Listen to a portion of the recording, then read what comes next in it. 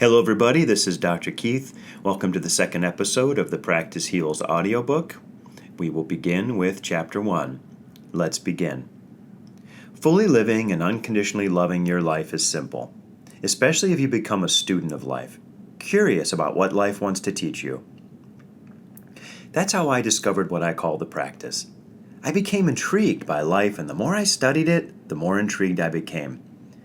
If you too became its student, you would likely come to the same conclusion. Living fully and loving your life every moment is simple. There can be no higher goal for any being than to live in a space of unconditional love, acceptance, peace, and compassion forever. It's the reason for life, the common purpose we all share, the reason we are. It's good news that it's that simple. But usually we don't think of life as simple. We've gotten into the unfortunate habit of trying to figure it out. We make life into a problem. We struggle with life, wrestle with it as if it were an enemy. We expect things of it, and we find ourselves frequently disappointed. We complain that life is not fair. We even curse life.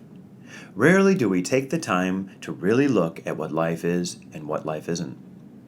When we study life, when we look at life through life's eye, we find a partner, not an enemy. But we are so busy reacting to life instead of looking closely. I've come to realize that life is our first, foremost, and eternal partner. It will always be with us. So why not learn to love it?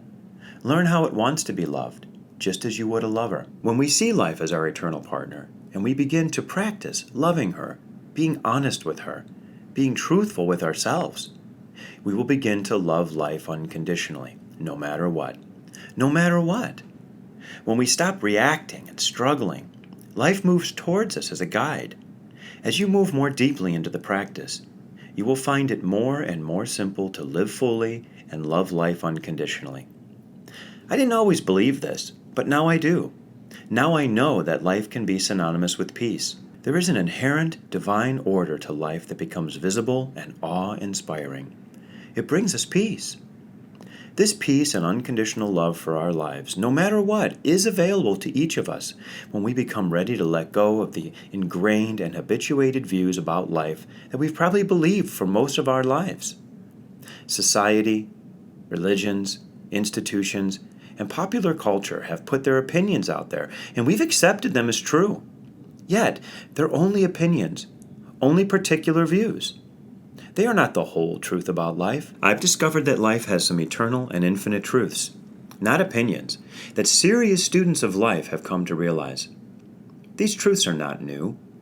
Many spiritual masters have written about them, including Jesus, the Buddha, Muhammad, among others. But because life's truths do not fit with the ordinary opinions of the masses, they are not recognized as truths. Have you noticed, for example, that we really don't have a choice about life? We are of life, whether we want to be or not. This is a truth. We are just one of the many in a field of life that includes other people, animals, plants, minerals, galaxies, suns and moons, stars, mosquitoes, and lightning bugs. We were part of life before we came here in human form. We are a part of life now in all its manifestations, and when we die, we still will be a part of life in one form or another. You could say that we are life eternally. When you begin to open to these truths and let go of the ingrained opinions about life, including your own opinions, life itself will teach you. I think of it as getting out of your own way. When we get out of our own way, life becomes our teacher, and we finally notice and appreciate life's amazing divinity and perfection. We will never understand life in its totality, yet we can, with practice, allow life to be the great master that teaches us eternally. If you do this, suddenly peace and love take up the space within you, and joy becomes your companion. You cease struggling with life because now you've let go and become its student. Life responds by assisting you, guiding you, leading you. Since life is an eternal process, we can start where we are, let life guide us, and go from there.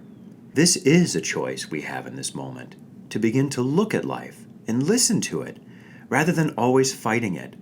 At some point, if we don't make the only choice we can make, life will make it for us. Our culture and religious systems have proposed that we are in control. But another truth I have learned is that life has all the choices. The idea that we have personal choice is an illusion, except on a very superficial level, as any student of life will come to recognize. I'll examine this idea more in the following chapters, but let's accept for now that we are not in control of life. As you delve deeper into the practice, you will come to realize, as I did, that life will dictate all your relative decisions. You decide only how you will experience them, leaving you with only the immaterial illusion of personal choice.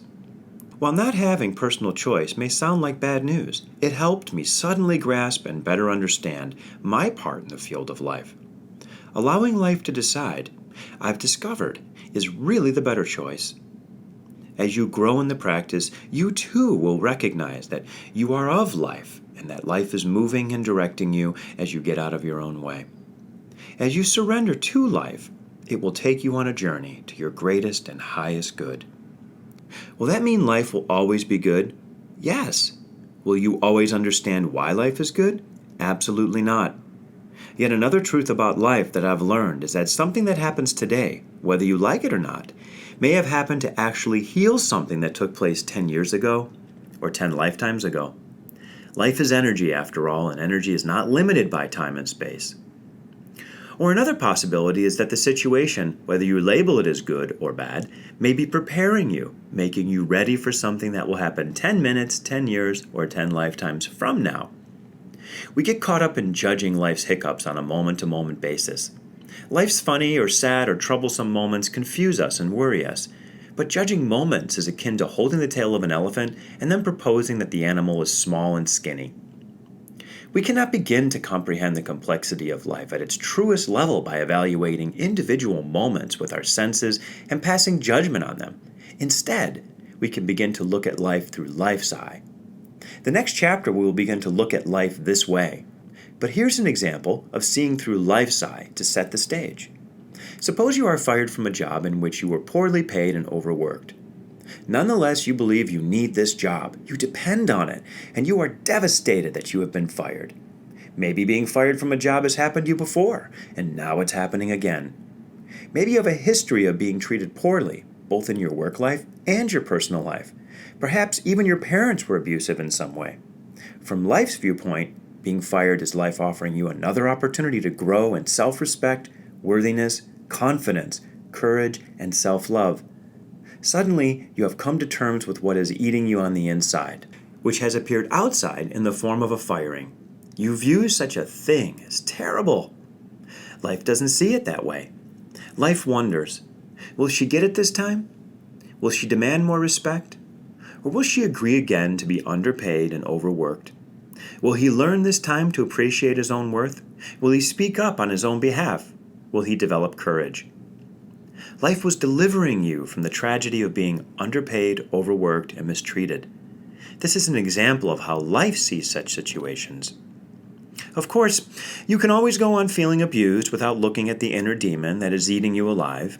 You can always accept another job in which you are underpaid, overworked, and mistreated. Yet, in its loving way, life will keep providing opportunities for us to learn. Circumstances happen to bring about the necessary changes that we ourselves are not bringing about. Life wants us to love ourselves and treat ourselves and others with respect. It wants us to be our highest, best, most courageous selves. You never know what else might eventually happen based on your firing.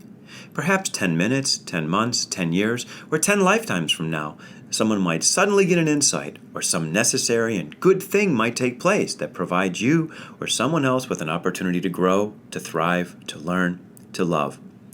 Life's intention in the long run is not something we can know, but it's always for the best. That's the reason life would allow something like a firing. The practice will bring you more deeply into a space of truth, joy, acceptance, and unconditional love with all of life. You will move from opinion to truth, from hope to knowing, from confusion to deeper understanding, from fear to surrender, and from surrender to unconditional love, acceptance, and peace. With hearts open to love and minds willing to learn, let's journey deeper into the practice of living.